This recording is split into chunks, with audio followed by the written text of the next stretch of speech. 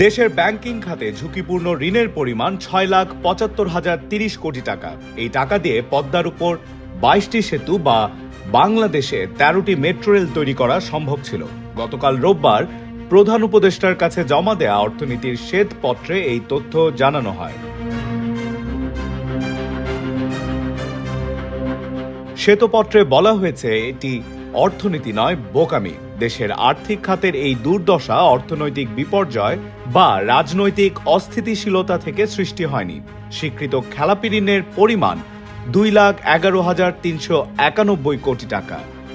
Bank বহির্ভূত আর্থিক প্রতিষ্ঠানগুলোর খেলাপি ঋণের হিসাব করলে ঝুঁকিপূর্ণ ঋণ আরও বেশি।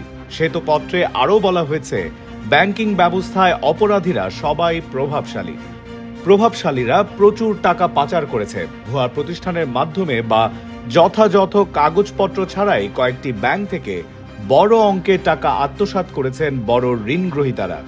বিশেষ করে ২০১৫ থেকে ২৪ সাল পর্যন্ত শীর্ষ কর্মকর্তা ও প্রভাবশালী বহিরাগতদের যোগসাজশে বাংলাদেশ ব্যাংকের সঙ্গে আপোস করা হয়েছে।